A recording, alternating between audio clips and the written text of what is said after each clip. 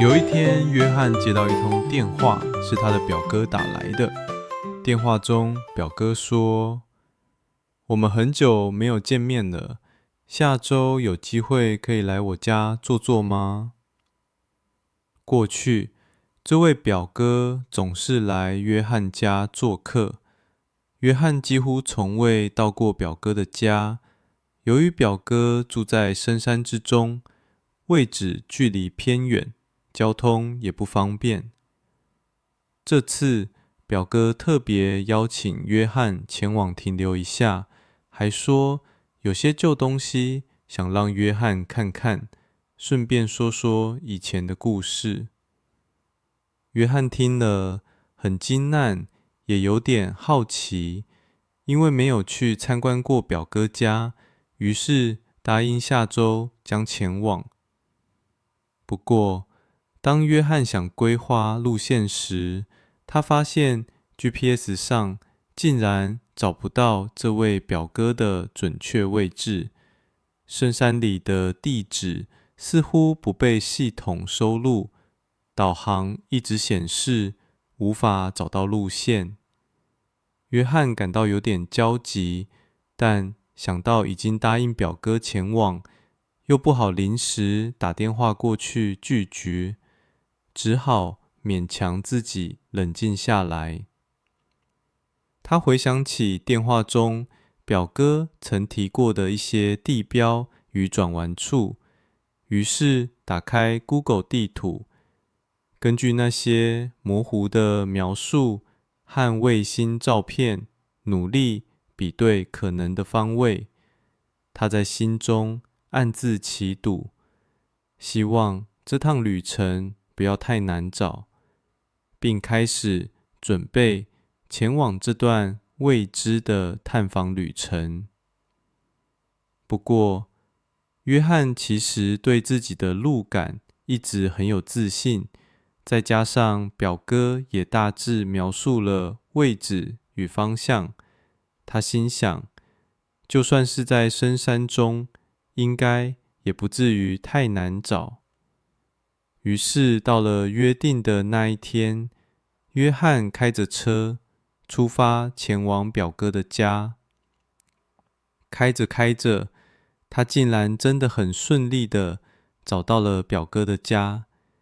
沿途的风景愈来愈原始，道路也愈来愈狭窄，但他总能凭着直觉和地图找到正确的方向。迎面走来的是一位叔叔与一位阿姨，他们看见约翰，立刻热情地挥手，脸上挂着亲切的笑容，示意他赶快进来。约翰见了，也开心地加快脚步走向他们，一点也没有怀疑，心情愉快地踏进了屋内。进到屋里后，约翰开口问道：“那彼得表哥呢？怎么没看到他？”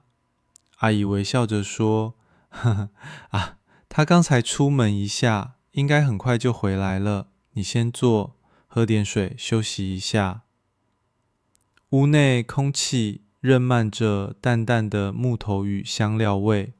阿姨递来一杯温热的茶和一碟小点心，看起来像是自家做的糕饼，香气扑鼻。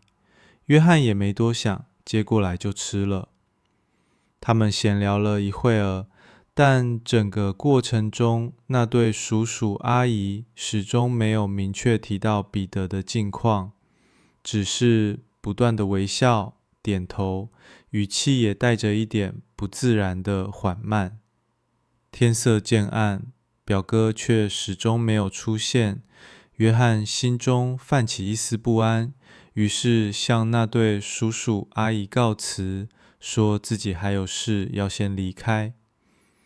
离开木屋时，约翰回头看了一眼，只见那两人站在门口目送他离开，仍旧带着一样不变的微笑。约翰开车回家的路上，内心有些不安，总觉得哪里不太对劲。回到市区后，手机讯号恢复了，他立刻抛了通电话给彼得表哥。喂，今天不是说我会到你家吗？彼得那头语气惊烂。